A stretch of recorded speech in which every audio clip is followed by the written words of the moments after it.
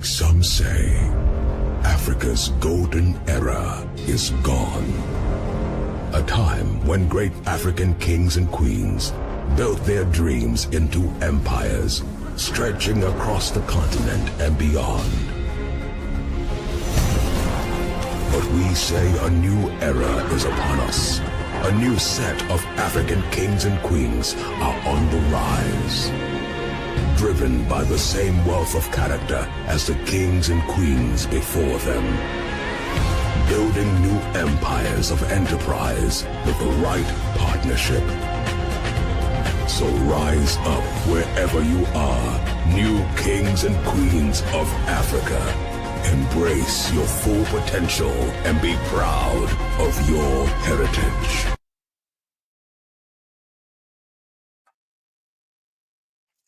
All right. Good evening, everybody. Good evening, everybody. Good evening, everybody.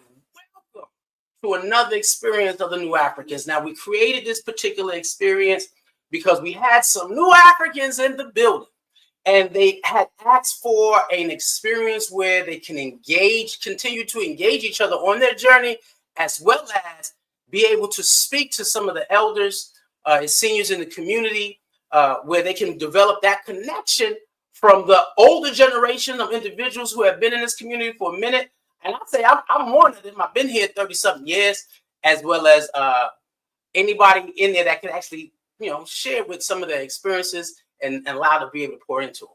Tonight, we are got a speaker, and I got to say this.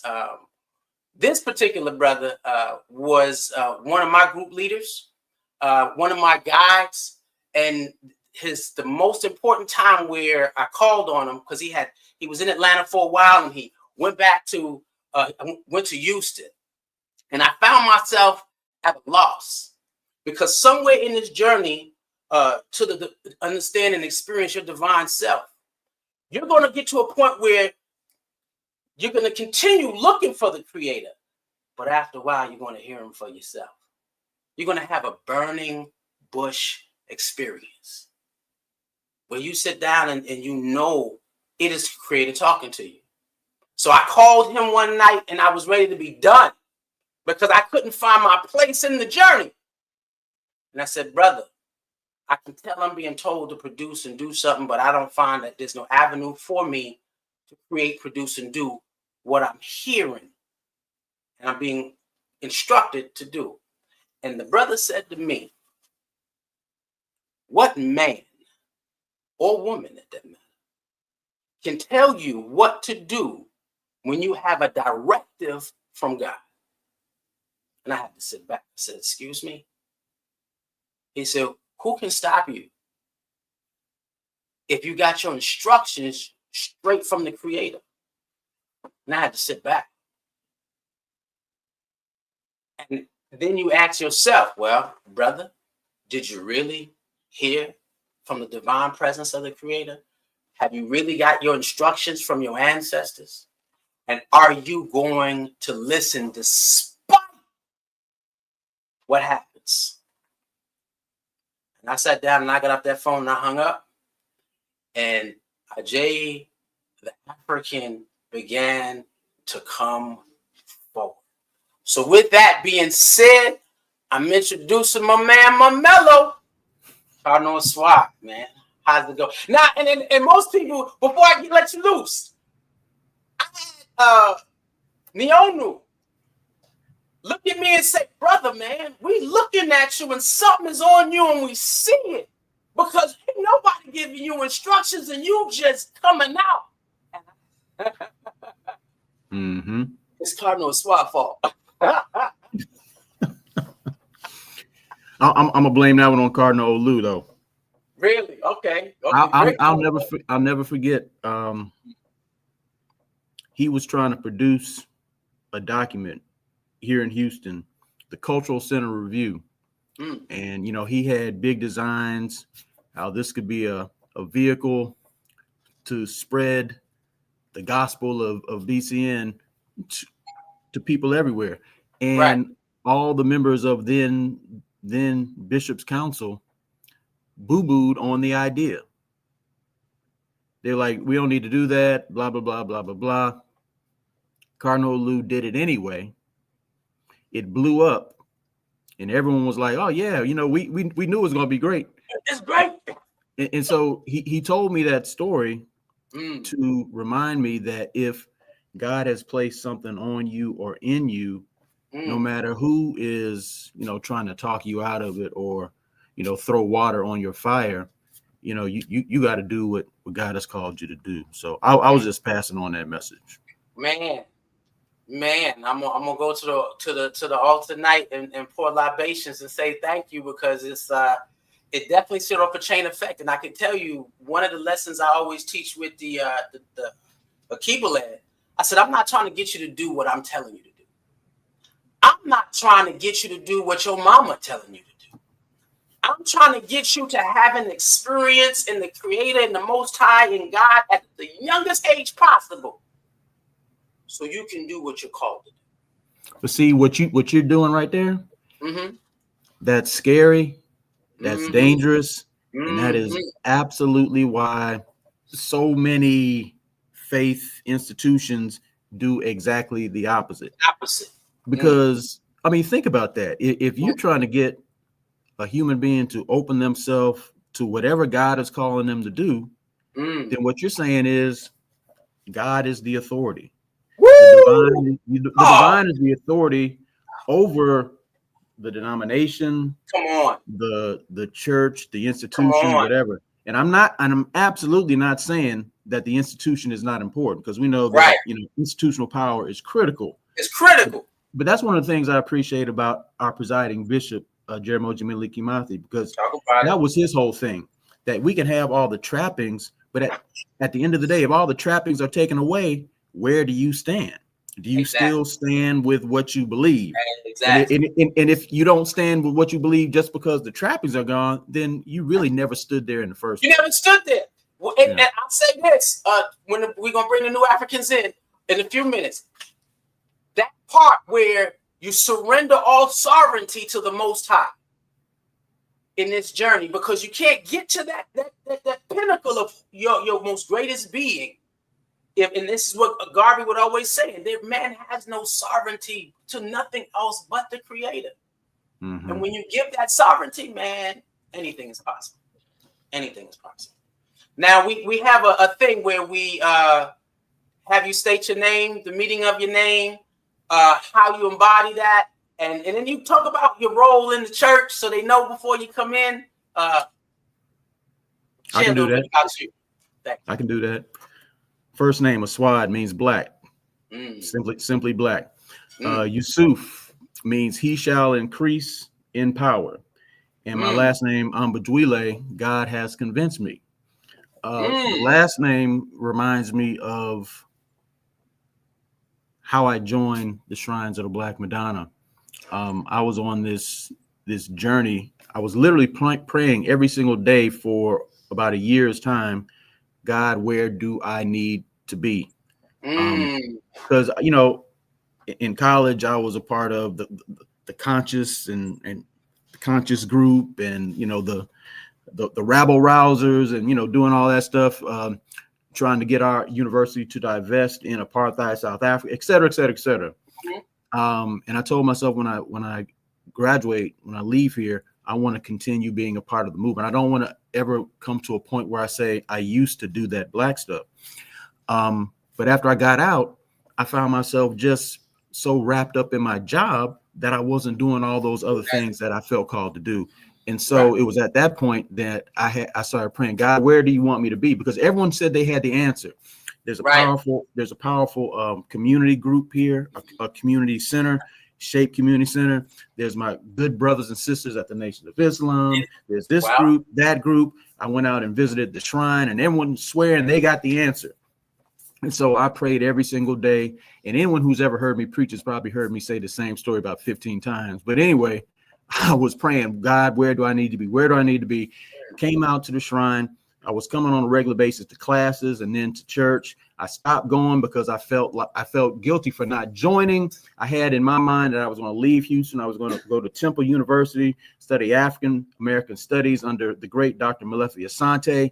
And I can't have joining a church get in the way of that. So I just stopped coming out. But then I came out one other Sunday, and I walk in, Cardinal Lewis preaching, and I'll be damned if the name of the sermon was "You Need to Be Here."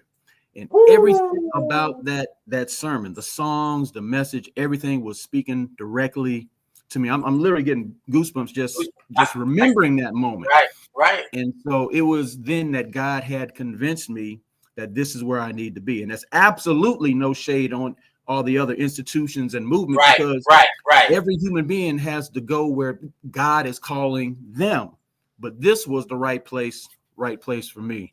And so that's, I try to live that, and Lord knows I am not perfect, but my middle name, He shall increase in power, as I'm thankful for the opportunity that I've been able to, I guess, increase in the opportunities to, let God do whatever God gonna do through me. So that's how I try to represent that. One love, one love. Now let's bring on the group. A group. That's a powerful looking group, man. That's a powerful looking group. Now look, so that's why I had to call the brother, because I said, look, I need Cardinal Swat on this one, because my group is powerful. They're holding it down. The word is getting out about this group. And I tried to tell her, I said, look, now Jim, I need to tell you now, they talking about y'all. So yeah, here they are. Now tonight's conversation is the conversation is the relationship between spirituality and self-determination. Spirituality and self-determination. Before we speak to the new Africans, can you talk a little bit about because coming into the shrine, we push spirituality, and some people push more self-determination than the spiritual awareness of who you are.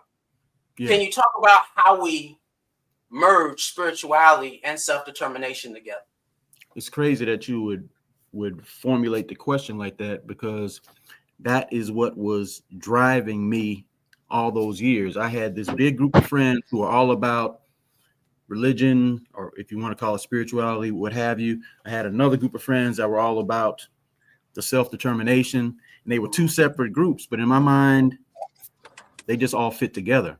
And so I was looking for that place where it would just naturally fit together. And so when I think about spirituality and self-determination, I think about the fact that foundational to who we are as creations of God, we have a drive and a need to be a people. I mean, we're literally created for connection.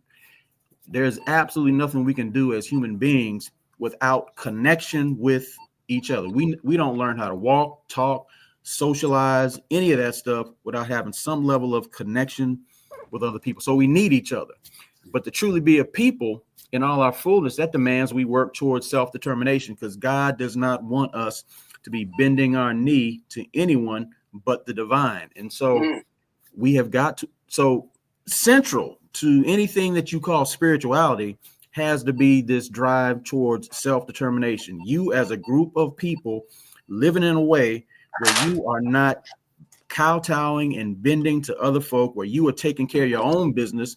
Because if someone who has no business in Black business is taking care of our business, then we're going to be out of business. So we got to be about our own business. And then this demands that each of us as individuals, because even though we are a group, we are also individuals. And so each of us on our individual path have to be moving towards becoming our best self. And, I get so sick and tired of how so many folk in Christendom try to make everything seem so easy. You know, you just accept this, or you just spout out these words and everything's going to be all right. No, when you're trying to give yourself to your God and your people, it's going to be messy. It's going to be ugly. You're going to make mistakes. You're going to doubt yourself. All those things are a part of the journey. All those things are a part of that journey to becoming your best self. Our presiding bishop always talks about the fact that failure is a part of the process. And so we can't just sit there, and I'm guilty of this. You know, I mess up and I beat myself up, but there's a lesson that can be learned in those missteps and in those mistakes. But I know I'm being long-winded here, but I am a preacher, so you know, y'all brother, no, look, we love this one. y'all got to work with it. We love this. Go ahead. But to me, there's no separation between spirituality and self-determination. And one thing I see some folk doing is they conflate spirituality with the ability to just do their own thing. Exactly. Wow, come on. Individualism. That's something different, right?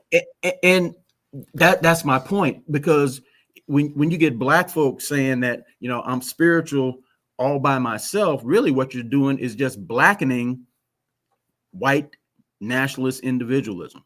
Come on. You're just putting a black face on white individualism. And that is not what spirituality is. There is no spirituality without connection. None. And so long-winded way of saying, I need you, you need me, we need each other. Can I just add this real quick? Can I just add this real quick? Spirituality is not confined to any particular place, any particular gender, any particular set of activities. You can find spiritual messages anywhere. You can go to the movies and you can find spiritual messages. You can hear the ancestors talking to you. You can be sitting there quietly reading a book. You can be doing a puzzle, something I love doing, working puzzles. I'm looking at the puzzle I'm working on right now. It's right over there. You can be doing any of these things. You can be trying to master your craft as a musician. My youngest son is an incredible trumpet player, and I've seen him grow from, he started out in elementary school and, you know, couldn't even understand what he was playing, but now, you know, he's playing the grades. And there are spiritual lessons in that. Right. You know, when I was in Atlanta, one of the things I loved about Atlanta, and please forgive me if I don't remember the name of the radio station, but I think it was WCLK.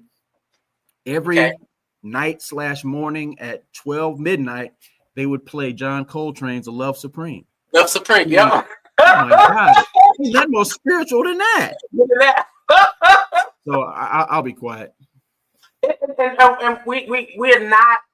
We talked about it before. If you want to go. You know what I'm saying? And we'll talk. They'll come into. This is an experience for them to be able to experience. This is a situation where they can experience that which is around them. And so bringing them as many people, as many conversations as possible, that sovereignty piece might be a whole show within itself. How much do you place sovereignty into the creator? You know what I mean? And that's levels. There's always levels to this game. And now I'm sitting there saying, man, we talking about a whole nother show when we talking about that one. But in understanding that self-determination piece. And so for the question for the new Africans, have you before this point realized that spirituality and self-determination went hand in hand? And if so, or if not, when did that hit you like, this is that purpose? Because sometimes people will join the church thinking, you know, we'll definitely tell you, we ain't trying to get you to heaven. We're trying to get you to build it. And so when was that, has the concept of self-determination ever been in y'all spiritual journey beforehand? Yeah, I mean, I ain't want to cut you off. Somebody else. Go ahead, Azor. Thank you, Najuma.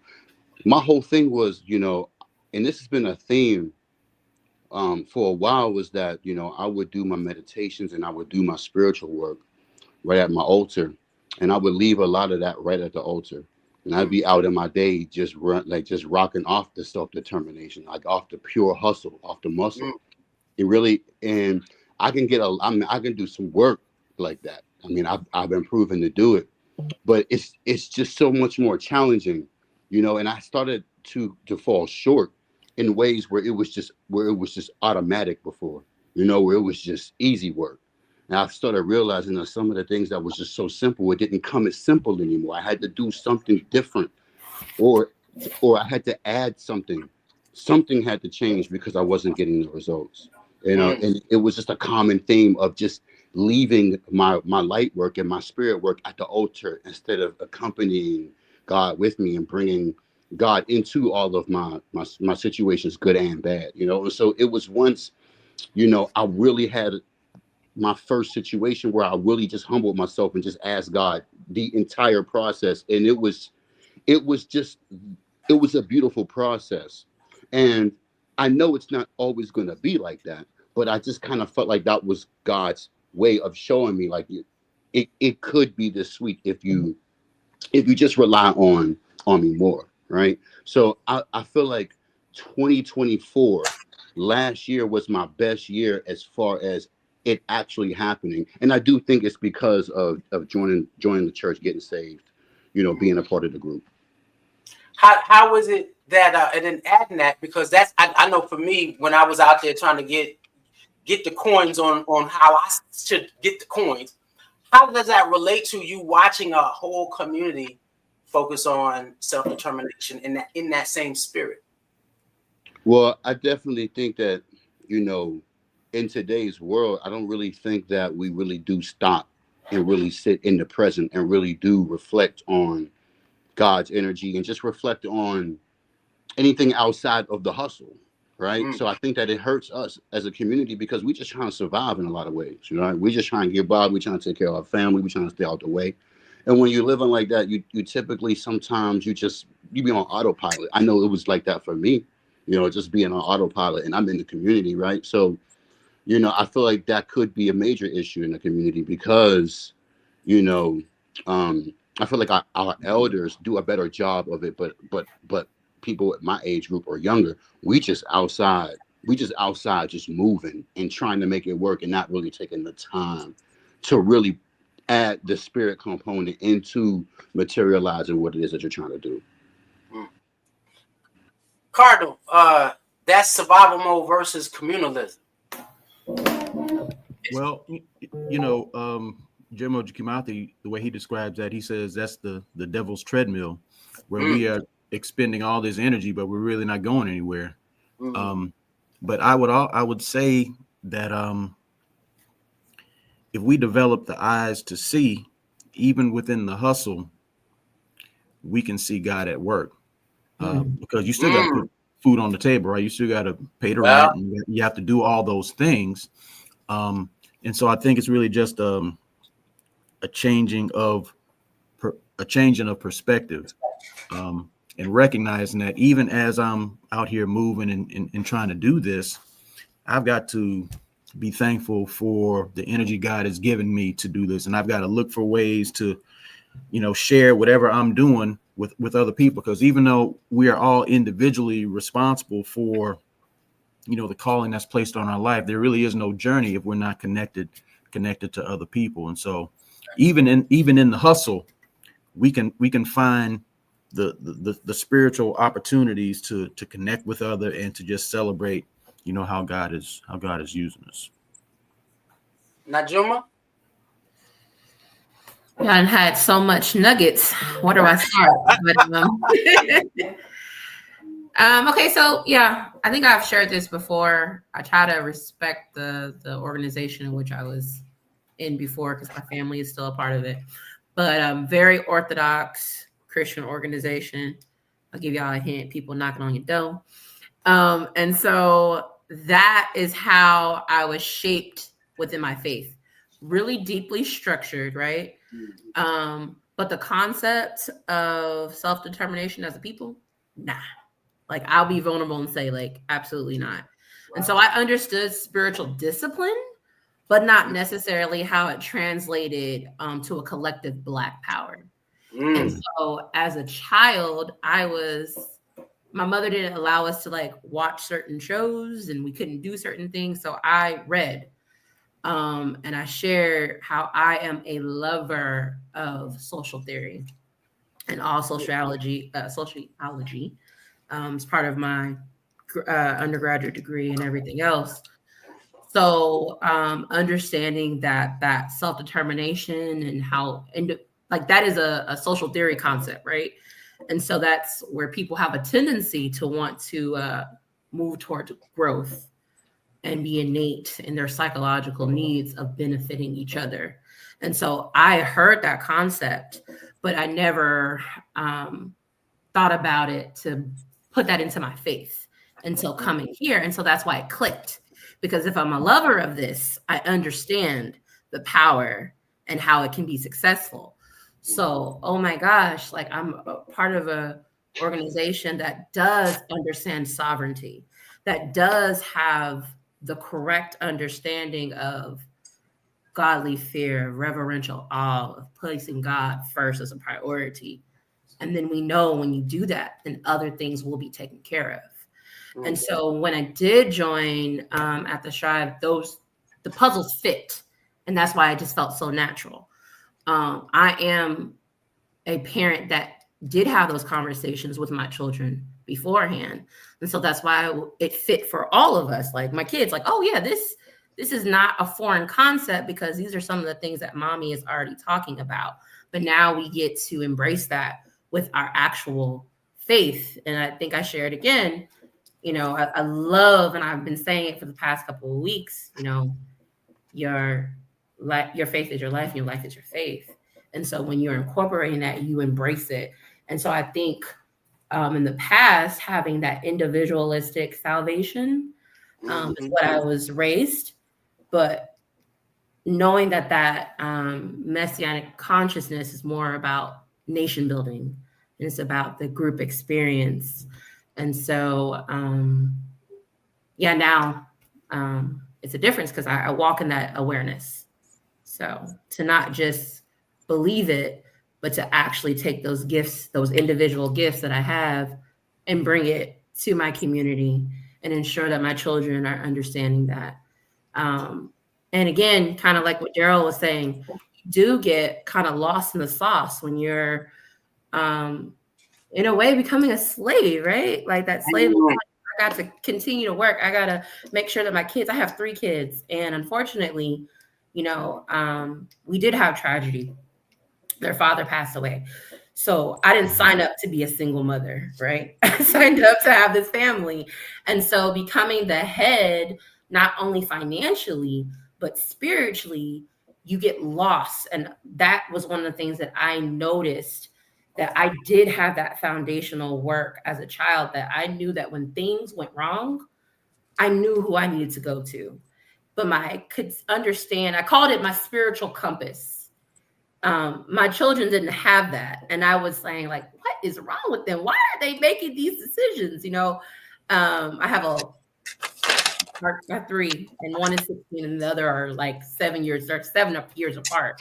So I'm looking at her and I'm saying, why are you making these decisions? Like, this is foreign to me. And I was being judgmental, but I had to start judging myself because I didn't give her the same foundation that my mother gave me, but I knew that I didn't want it to be that individualistic thing.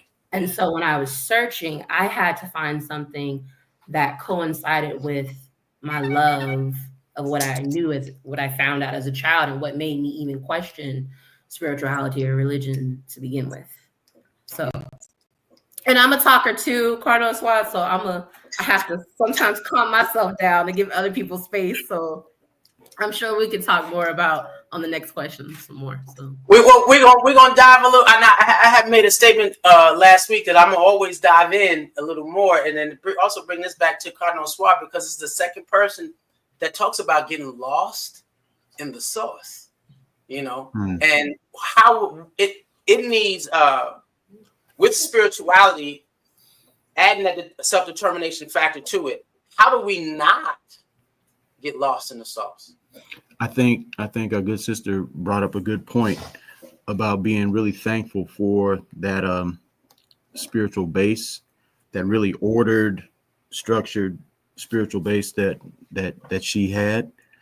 Because what I found, I've been blessed to be able to function Detroit, Atlanta, Houston, and at Beulah Land. And what I found in talking to and meeting members of this church, the vast majority came from backgrounds like that, where their spiritual homes before they joined the shrine were very structured and very ritualistic. And that's what we are. But we're also, and I think that's the beauty of African spirituality, because it represents the yin and the yang. Because just as we are structured, we are also about freedom. Like just a few minutes ago, I was saying, we have to be able to hear what God is telling us as individuals. But that doesn't help us at all if we're also not trying to figure out how to work collectively as a group. And so I think the yin and the yang really represents African spirituality. There's a book, Hero with an African Face, that Baba Mbayu, the pastor of our shrine in Detroit, recommended that we read. And it talks about how, yes, we are a communal people. Yes, we are a group people, but we also are individuals. And so it's that yin and the yang. It's that very ordered, structured, ritualistic way of moving through the world that allows us to find that kind of peace that the sister was saying, where when you're feeling off, I can do this. I can go to my altar. I can do positive affirmations. I can participate in my group. Very ordered and structured. But there's also that freedom to just be you and move. Like the most powerful rituals are where we come in and we're all doing the same thing, but at some point when the Holy Spirit takes over, everybody is doing their own. Some folk are dancing, some folk are just laying there, some folk are just saying, "Thank you, Lord, thank you, Lord." God is speaking to all of us in the way she needs to speak to us. But we came in with that order and that structure, and it just broke out into this full freedom dance. Before we go on, Nia, you next. But he made a statement about when the Spirit hits, we are all doing that ordered thing, but then every now and then we just all snap and go our separate ways. And sister, you smiling because I think I'm going to ask you for to tell a story. tell the Romani story. So what Romani story? What Romani story? When he was at church, the song hit, and you looked down, and the brother was just in it. Well, that was Romello last week. Romello? Okay. I thought you was gonna make me talk about my experience, but good. I can go with the babies. One, because it goes down to the youngest of generations. Yeah, but of course, we're doing our praise and worship song, and second song, that's we doing our thing. And I'm sitting there because my little ankle was hurting that day and I had on some heels. So I wasn't standing up. I don't know. But all of a sudden, my middle boy, he's sitting next to me and somebody did a note and he just jumped up. My baby ain't got no rhythm. None whatsoever. He has no rhythm. But today, I don't know, that clap, it was like, yeah, he was clapping. And even, Sunday, somebody turned around, because we were doing the call of action during our Lent season, and he was on it. Like the power that is inside of him that comes forth, it shocks me. And I say this every week, but it really, really shocks me. And not even to talk about even a song. We're doing 7 Last Words coming up. The youth are doing that. He has his. It is done. It is finished. And he was off of school today. And one of the things he wanted to do was make sure that I'm about to start crying. He wanted to make sure that he wrote his sermon. And when he's reading it, I'm just like, I don't know what it's going to be when he's an adult, because I was listening to it with my cousin, and my cousin said, "You gave birth to Jesus." Whew. And I started crying because of the power that he had, the understanding, his understanding of metaphysics. Mm. Mm. He said a line, he said, before a tree becomes a tree, a seed has to be planted. It's done. It's done before we even know it. And he's 9. That is, I can give him all the foundation, but I know that is coming from the God within him. Woo. When he speaks it, it ain't something he believes. It ain't something that he has faith in. It's something he knows. He knows without a shadow of a doubt. That's And he was saying, like, he had it all out, and he was like, we are powerful. He said in a line, I'm giving y'all a little preview. He says, we were slaves. They tried to make us slaves, but we were already free. I dropped my pen. Mm. I said, what? What's going on in children's church? What's going on out of darkness? Because that understanding of a 9-year-old, I couldn't believe it. I had to call someone else to witness it. But let them know I'm about to steal that line. And he said, they tried to make us slaves, but we were already done. And he said it like he was preaching. He was like, it is done. I was like, yes, it is. That ain't something you make up. That's Holy Spirit. That is divine. That is being a part of a community. Like you said at the beginning, it's scary. Because when you have a child who understands that they are fearless, you have a child that understands that they are not separated from the divine. That's something. And I'm gonna say this, Nia, forgive me, because you gotta follow that. I'm sorry, Nia. Hello, I'm Nia, and thank you for having me. Come on. In the understanding of spirituality and self-determination, when was that moment you realized that it comes together? Or what was it before this experience in the church, or was it in this experience? And what was that like for you? For me, I think with the determination and spirituality, it had to happen when I was starting my business. I really wanted to change. I knew I had to change everything about me. The old me had to die, and I had to give birth to a new Nia. And Azola, Daryl, actually, we had been talking about different spiritual things and meditating and praying and getting up and fasting. And these are all things from growing in a church, you know, I've known, and I went to private school, and all these things I've already known about.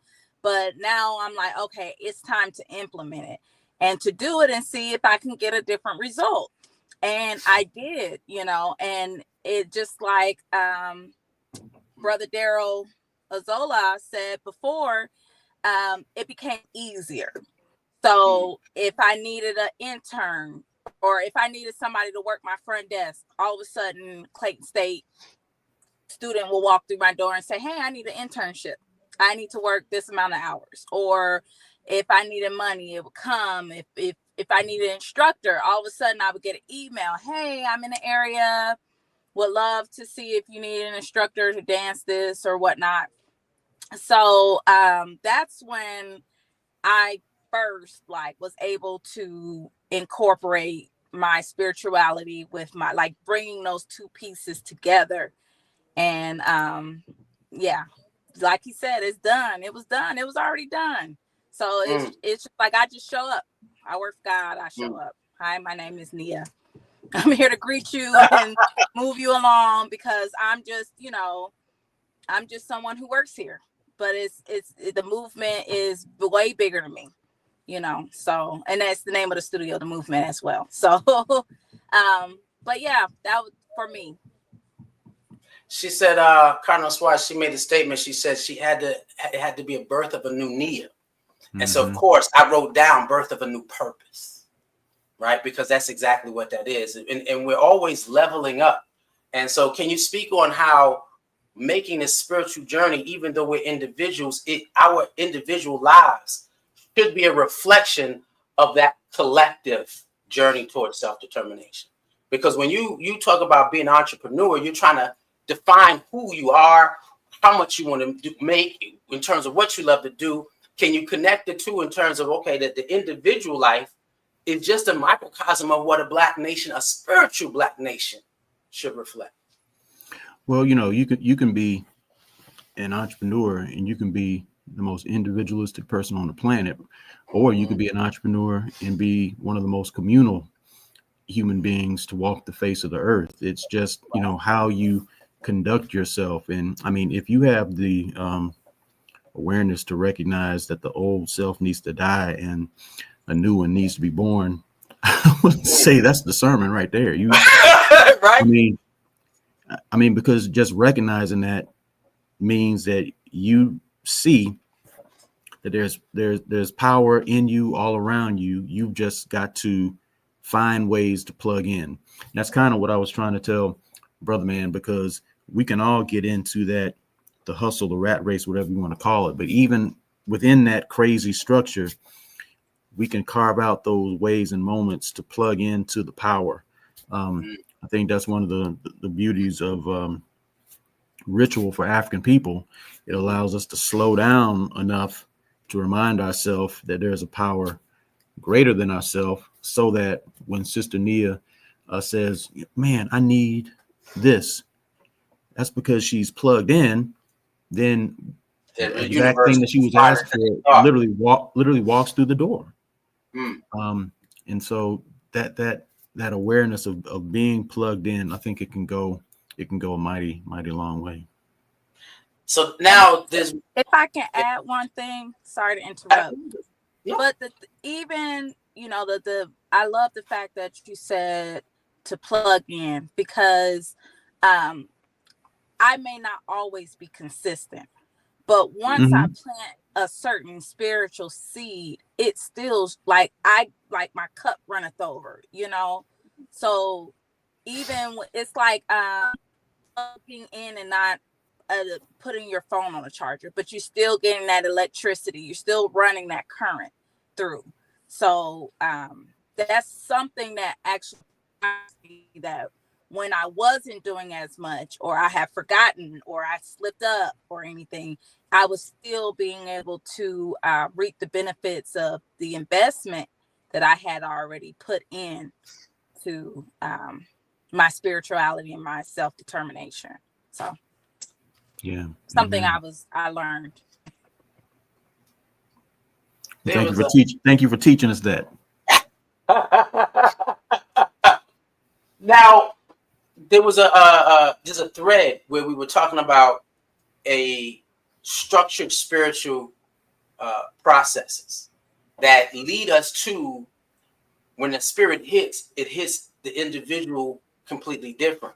Now, I know coming from where we were, culture, and we talked about here, we talked about African tradition, we talked about African history, we talked about African heritage. Those things are mostly constant and steady. What changes for us is the culture in which we live in, and that culture in that date and time. And so, and that affects, even though we're dealing with self-determination, our approach to it changes according to the times in which we live in. And so can you speak on, Cardinal, that culture that we had before this present time? Because she talked about structures of those who knocked on the door. They didn't have to wear the same uniform. You know what I'm saying? Talk about the culture that was able to develop a spiritual awareness in the people that is completely steady on that self-determination camp. Well, I think that's one of the reasons why it's so critically important to continue to plug in, continue to try to be as open as humanly possible, because culture can express itself differently at different moments in time. There are those divine spiritual truths that always remain constant, but the expression of those spiritual truths may look different today than it did in 1970 or it did in 1950. And we've got to learn how to be okay with that. We have to learn how to recognize that it may not look the same, but it really is the same God that is still empowering us and envisioning us and doing all those things. And I mean, like me and you were talking yesterday, how, you know, the culture of the nation at one point was everybody was in red and black all the time. All the time. All the time. All the time. Literally. But there was a very specific reason for that. Reason for all of that. Because we were trying to show the world that we were moving as a team, unified, not moving alone, and that was a powerful message that we were sending to the world. Message. Yes. The world needs another message now. It needs to be able to see that we can be in our fullness and we can be as a team, but we can also be as beautiful and powerful as we want to be in our own individuality, not individualism, but our own individuality. That's another powerful message. Right. And it's the same God. So what? I'm writing that topic down. Go ahead, brother. I mean, it's the same God that's speaking to us now that was speaking to us back then, and we just got to get comfortable with it. We just got to be open to, like, how is God calling us to move now? Because, you know, and this is for all human beings, it's so easy to get trapped in what we did back in the day. Of course, we have to remember. I mean, I got my Sankofa right here. Of course, we have to. I mean, of course, we have to look back in order to move forward. That's so critically important. But we can't be prisoners of past, because what do we say about God? God is always in the eternal now. God's here right now. What is God telling us right now? What scripture is God trying to get us to write right here, right now, with how we move through the world?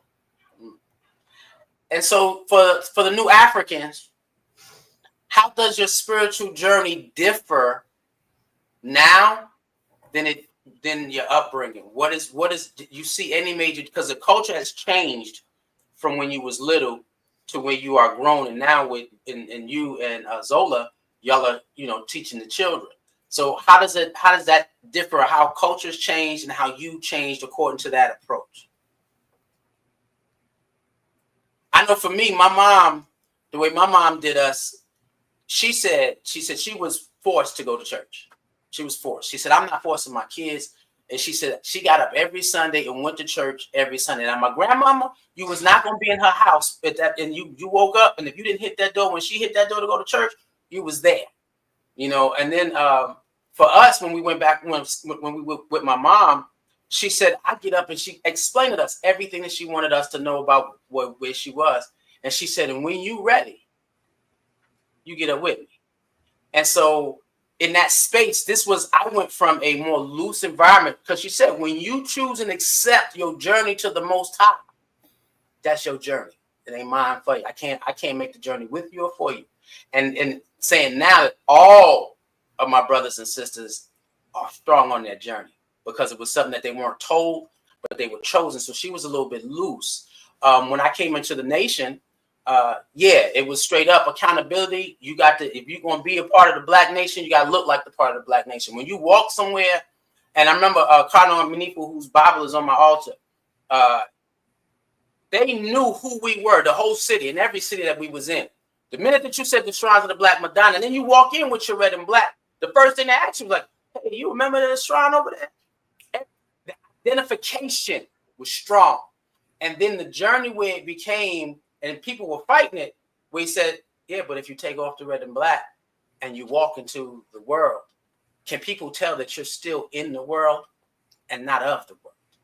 You know, so when that dynamic changed, I was able to, blessings, I was able to make the adjustment. And then the dynamics where, again, when I mentioned the statement on the beginning of the show, where I was trying to look for that structure that would allow me to make this move to become who I'm supposed to be. And he was like, brother, once you get into the realm of your burning bush experience, all sovereignty is God's. And I just like, now I can be structured with no structure. You know, so it's been a beautiful journey. But has anybody's beginnings looked different then and now according to the structure? Culture, sorry. Well, yes, right. And it's just yes. But like yourself, Reverend Ajay, I think yes, we did definitely have that structure growing up. But one of the things that my mother always stated was you have to make the truth your own. Mm. And I had an argument with her when because I was in the world, y'all, for a minute. I had gone through something and I was upset. I was angry. I was questioning God. I was questioning my faith. I was questioning a lot of stuff. And so I had been separated from any type of organized faith. I hate to say it, for about 15 years. And so when I decided to join and get baptized, it was a big thing because my mother had seen a change. She was upset that I did not come back to the organization in which she gave me. But the child starts to become the parent, and you start to quote back stuff your parents told you. And you said, I have to make the truth my own, and this is the truth for me. And I know that. And so from when I start speaking of that, again, in that knowing, it was respected, right? And so now it's every time, even respecting my African name is a lot. Understanding that when she does see me, you're going to see my hair probably tied up. You're going to see me rocking my African jewelry. You're going to see that pride. Now, I had some of that before coming here. But I think that with me telling my kids this is how I wanted them to be, I had to start shifting it. We grow up in a culture now, growing up in Oakland, very conscious people, very prideful of who we are. Again, I tell a story. I had uncles who were in the Black Panthers. You know what I'm saying? My mother has stories about growing up with Angela Davis and Huey P. Newton, and even Danny Glover. A lot of people don't know he was part of the Panthers. But so she has these stories. So I understood who I was, but it was confusing because I'm growing up in this very white dominated religion, right? And so I think a part of me rebelling in that was like, yep, I'm blackity black, right? And I'm like, yeah. And so, but my mother, they were like, oh, this is just Najuma being Najuma. But I think having a daughter, 16, social media, very impressionable. They want them weaves. And there's nothing, they look nice at times. But we've had to have a whole conversation about what are you trying to state you are, because you can't say you're prideful, because she'll tell somebody, I'm a Black Christian nationalist. Are you? Is this what you're depicting when you want to wear a blonde wig down to your butt and you want to have butterfly eyelashes? You're depicting that you want to be a part of a world that oppresses you. And so mommy has to stand up and wear certain things. I don't know if my family has noticed, but I've taken it back of not wearing so much of the colorful eyes and the eyelashes. I made that conscious decision to be an example of my daughter, really embrace who you are, because you can't say that you are created in God's image if you don't love what you see. And so that has definitely shifted as far as our culture and our home, clothes we buy. What is it that we're eating? understanding that that kingdom is yourself. You are the temple. So how are you actually treating it? So yeah, we have meatless Mondays. We have, these different lifestyles because breaking down the science of eating certain processed foods changes your behavior mentally. We don't talk about that as a people, how food can really Toxic diet, toxic attitude, toxic behavior. yeah, when you actually break your fast, because you're fasting at night, right? And you break your fast, if you put in processed like food in it, what is your behavior going to be? Are you going to be sluggish? Are you going to be ready to do the work you're supposed to do as a child, be in school and be proactive and have a protest that you are a Black child of excellence? Like, how are you showing that protest if you can't even take care of the temple? So having those type of conversations have definitely shifted really in the last year, and really the course of like my life, and really being disciplined, I think, with my physical life has shaped how I show up mentally, which ultimately shows up what I'm doing spiritually, of using those tools and just being more conscious.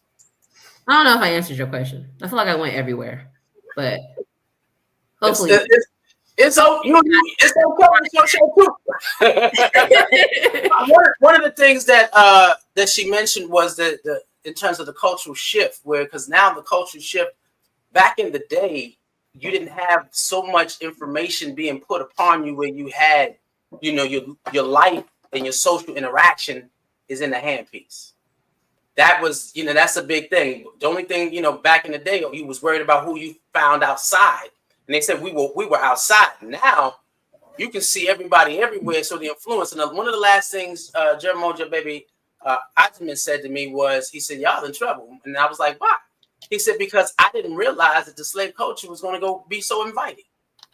He said, it's going to get so beautiful. People are not even going to know that they need a deeper sense of spirituality. They need a deeper sense of a connection with God. They need a more desire for self-determination.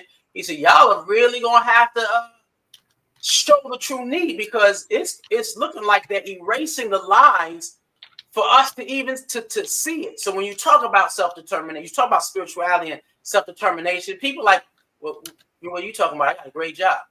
I make great money. I mean, I got a big house. And so it erases that. But and that's the struggle for anybody in with children in today's time, trying to connect them, because a lot of parents will sit down and say, you don't get a digital device. I'm not allowing you access to the world at a young age like that, where I have to begin to explain or fight those things that you're going to see. But yeah, so the culture is different. This is one of the reasons in terms of, and it's funny talking about culture and change and how it affects this journey. I would never come on social media for a long time because I couldn't see what I needed. And I sat down and said, I heard it in my ear. I said, well, I guess I got to get online and become what I'm seeking, until what I seek seeks me. And it was only 3 of us back in the day, Cardinal Swat, that was online trying to make this experience worthwhile. That was me. Was that MySpace? What were you on? Man, it was me, girl. Yes, MySpace. Then it was when Facebook came out. It took me a minute. My brother was like, "Everybody in New York want to see you." I said, "No, what's the purpose?" Because and my MySpace page was sick. And then I developed a website where I had a social media content inside my website when I was promoting out there in the world, and it was huge. I had NAFTA built into a website. What? And so I was in that environment, but then I realized what I need to make me go forward is not out here. The culture is shifting and it's dropping something, that dopamine inside our brains, where I don't even know that I'm being attacked. At first, the attacks were like, hitting hard. Now they soft and subtle, And so I said I had to let me embrace the changing of the culture and making sure that there's a spiritual notation inside this particular journey. And so that's why I embrace it. So me, you, and Tamani was up here trying to figure it out. We were trying to figure it out. We were sitting there late at night, and I saw you with your cell phone. I'm talking about, you need more lighting, brother. You need some more lights. And so using this technology to actually, if your daughter's somewhere surfing, and real talk, the boys found I was online, and she was like, yo, my sons are watching a Keeperland Inspirational Sunday, and they going to school in the morning as I'm dropping them off. They talking about what Reverend Ajay said online. I'm like, really? Which was eye-opening, being able to use today's culture to have people experience this journey. Azola, how has how you approached it, how you approach spirituality before in an old version of you, or when you're growing up, is it any different than when you are here now? It's culture and times change. Before you speak, I just have to say, I just saw that. You got to do it. I hate I have to, but I have to because I got to get this assignment done this evening. Hopefully y'all invite a brother back. Definitely. Before you go, is there anything that you want to close out on, because it is the closing out? I just appreciate the conversation. Appreciate seeing how God is working through each and every one of you. One love. We appreciate you. All right. So Azola. Thank you, Cardinal. I'll see you again. Y'all. Okay, y'all be good. One love. Okay. All right. All right. Last question. Our younger generations, because y'all are considered the younger generation. You know what I'm saying? I'm sitting up there a little bit. Are y'all experiencing this journey of spirituality with this technological culture? Are you experiencing any different now than you've done before? You're asking, with the technology, are we experiencing different? Yeah, how are you experiencing? Yeah, are you experiencing? Because back in the day, if your mama wasn't telling you the story, if you was, you going to church, because we're in an information age where you can receive as much information as you want to on this. And so, do you think does a younger generation experience spirituality in different ways in today's culture? And I think it could be information overload. Depending, because you can be having a conversation in your crib, just you having a conversation, and then you pick up your phone, and everything that you just talked about is now popping up. But it's not even just what you talked about. They suggesting stuff for you too. You know what I'm saying? And so now, with somebody else just purchased, which was similar to yours, is now there. So I kind of feel like it could take you down a rabbit hole that you might not be prepared for. To be honest with you, I try not to tap in as much. You know what I'm saying? I got my little regiment, and I try to stay away from too much information and too many perspectives. Man, everybody got an opinion. Everybody got a perspective. And it could be too much. And then every time you read a book or every time you purchase somebody's new course, you're learning material, but you're still learning it through somebody else's lenses. I kind of feel like you got to deplug, for real, unplug, and have your own, like, everything is in algorithms, right? You got to have your own algorithm. You got to have your own thing. And then you need to be able to put these things into your own words, have some of your own experiences, write your own books, right? And have an understanding from your own real experience. Because I think the technology is great. I think the information age is great, and I think it's better to have it than to not have it. But I think that it could just be too much, man. Right. There's one of the things that we talk about, and I expressed it to them. I said, in order to control the algorithm that you receive, and I said, with this even as a larger community, I said, we have to do just 3 things to make sure that you can control what comes in. Anytime you find something that agrees with your spirit, like, comment, share. That controls everything. So like you said, if you went to purchase something, now they got what you purchased and they flood it. Like, comment, share. So those individuals who are watching, who are part of our church community, like, comment, share. Those 3 things. Because if you don't interact with the algorithm state like that, they don't think that you like it, and it doesn't come back to you. That's an algorithm. Not responding to like, comment, and share is a response. You know, and I keep telling us, well, we not going, because I'm selective. My junkie is chess. I got to play chess all the time. I will play chess every day, all day. That's when I know I'm non-productive. If I've played 6 to 12 games of chess, that's it.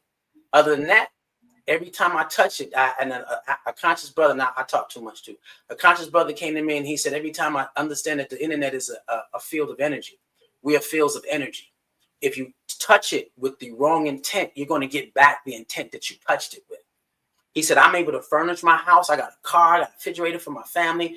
We would skate every week. He said, man, I got all my kids skates. I get free stuff. I said, what? He said, yeah, people out there just giving stuff away for free. You just got to come get it.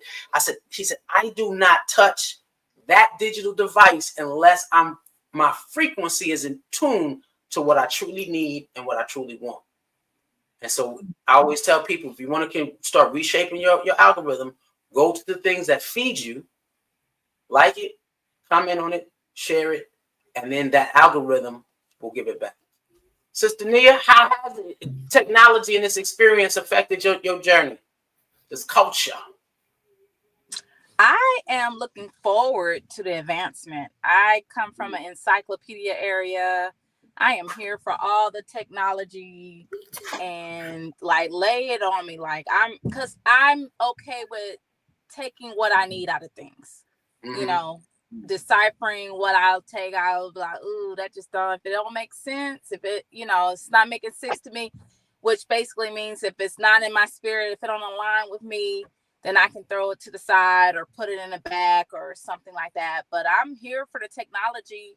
You know, I like the fact that I could stream church from my bed in my kitchen. I like the fact that I could pay digitally, like cashless. I am here for all of it. I like the AI. Give me some cool looking videos and some stuff. Like, I'm ready for it. I'm here for all of it. You know, now we got Black Jesus. Like, everybody got Black Jesus everywhere. So Jesus. I'm here for it. I didn't see a Black Jesus before. I knew he was there, but now we got Black Jesus skits, you know, Black Jesus this, Black Jesus t-shirts. Yeah. I'm here for all of it. So I'm like, let's move up, you know, like the Jeffersons, you know, that pie in the sky. So I can't wait to see what all, you know, it unfolds with everything. So I'm here for a different perspective or learning or even with cross religions, you know, like for Lent, you know, I'm doing I take some of that energy from Ramadan. So I was like, okay, for my Lent, wow. I'm going to do sun up to sundown. I'm going to fast, you know, and that's just so I can pull it from both areas and get as much energy as I can to align with what I want to get out. So, you know, just more information. It never hurts, especially I'm not in school. I'm not doing anything, you know, I need some, please fix it, Jesus, you know? So thank you. I think though, I know we have to get going, but I think that this y'all show. Go ahead, talk. I'm being conscious of my group. They got other commitments, but I know we cannot be stuck in tradition, right? And we have to move with technology. And so I hope that as we grow with AI, that's why it's so important with the World of Akibaland, we do everything to create that whole child, right? So yes, we do robotics. Yes, we touch games. Talk about it. Right? But we also touch communications come Saturday. If you want to, your kids. If your kids want, yes. I'm leading it. But anyways, I'm just doing that plug in there. But I'm saying because we have to shift the narrative, especially with our children. They're so impressionable and they do have this technology at their hands. Right. So how do we move into digital spaces and cultural expressions, economic empowerment, modern technology, right? We don't want to lose our essence and our tradition of who we are. And I'm talking about this as our community. But we do need to expand it, right? And this is the way that we will get more youth and be able to pull them in to transform them, but making sure that we are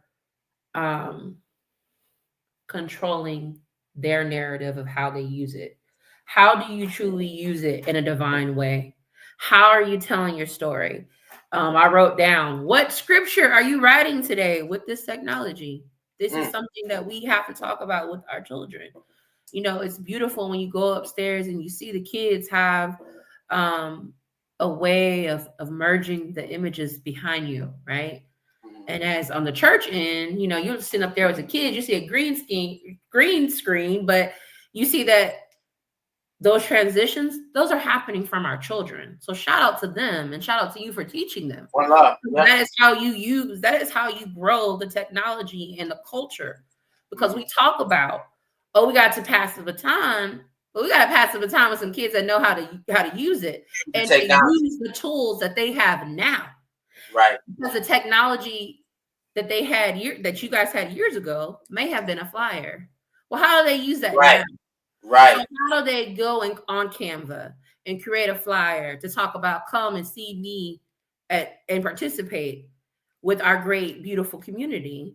They're not going to do all of that just by walking. And yeah, you could put some pamphlets on because I think that still work. I just made a comment a couple weeks ago. I know people who still go around giving tracts and pamphlets out and they work and they got people nationwide, the whole world, global. But how do we move our youth to use this technology to continue that? Because they have to see it. Yeah, they definitely have to. They have to be able to have. I'm trying to think the ethics behind it. How are they using it ethically? How are they using it in the right conscious way? And so that's kind of what I strive for. And so yeah, putting on restrictions with these kids. Because like Daryl said, if you got a kid and they're sad and they're talking about real life stuff that's happening, the 9-year-old, he's still a 9-year-old, y'all. So he be talking about, I got a crush on this person and that person. You don't know that stuff be popping up on YouTube. And we don't even know it because they're talking about it. Right. Right? The 6-year-old, she mad because she got a heartbreak. I hope she might be mad at me a couple years when she sees this, so now she listened to some depressive songs from SZA. Shout out to SZA, but you know what I'm saying? It's the truth. Like we have to be so conscious of what our children are actually talking about because it does affect their technology. So you can share, and comment all you want to, but if you're talking about it and they picking up on it, how do you control it for them to even have the mindset to say, okay, I don't want to watch that. Or how do I, change that or shift that? Or how do I make my own reel? So that's real. Children are pulling them in. Yeah, that's a conversation, and that's something that we could also pick up in regards to how to allow your kids. And I talked with a lot of parents, and there was one child that I actually needed. I told the parent, I said, if you're giving your kid a digital device, you need to have spy software on it. And that spy software on it allows you to track everything that they're experiencing. It also allows you to govern it. So you can't have a conversation on a digital device as a child without your parent knowing everything. And so that's important. And I always tell parents that no, the minute that you give your kid a cell phone, it has to have that, and they can't find the pirated software. They can't see it. They don't know it's there, but you track everything.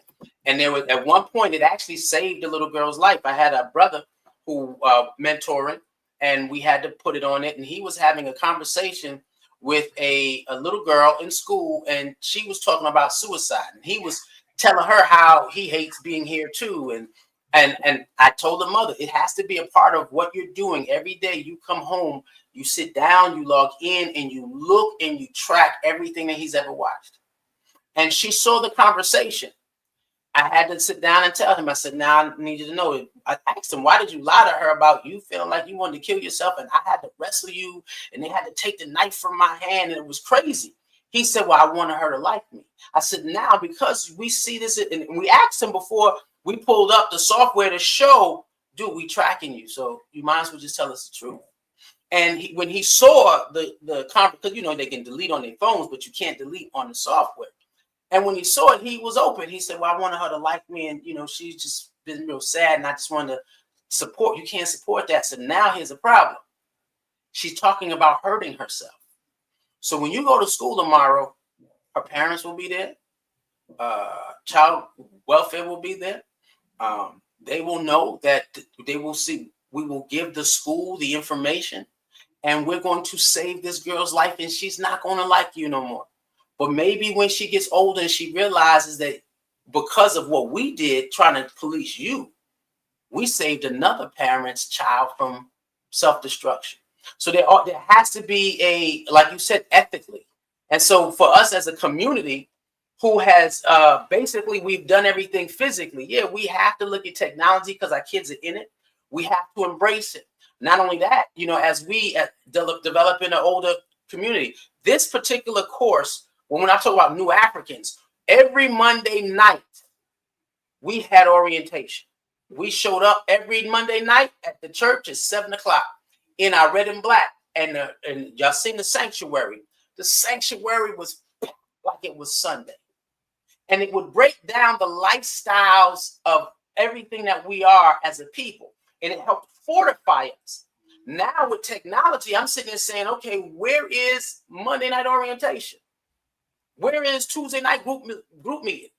You know, and so the things that I said that I came up in that helped develop the African, I had to manifest and create. So when again, using technology, the New Africans, I just felt blessed by being the one that was able to preach the sermon when y'all was there. And when I kept yelling, there's New Africans in the building, that was when the download came. It is time for us to be able, because you don't have Monday night orientation on every Monday, where a sermon was broken down to its finest element. So there was no loss of information on you. And I said, well, you know what? We're going to let these brothers and sisters, because we in an open scenario and, you know, they are definitely deeply endowed with information. Let them share their journey with the world and let them become a new version of Monday night orientation with the New Africans. And so, again, taking spirituality, developing a state of self-determination where we're building for ourselves and using the new culture to do it. That's what this conversation was about. And I truly appreciate y'all being a part of it. Now I got to come up with a good topic for next week. Thank y'all. Any last words before I cut? One love. All right, we do. Solid show. Thank you. Yes, brothers. thank you for having Love us. being a I part of enjoyed it. it. I appreciate y'all. Y'all killing it. Y'all definitely killing it. One love. Right. One love.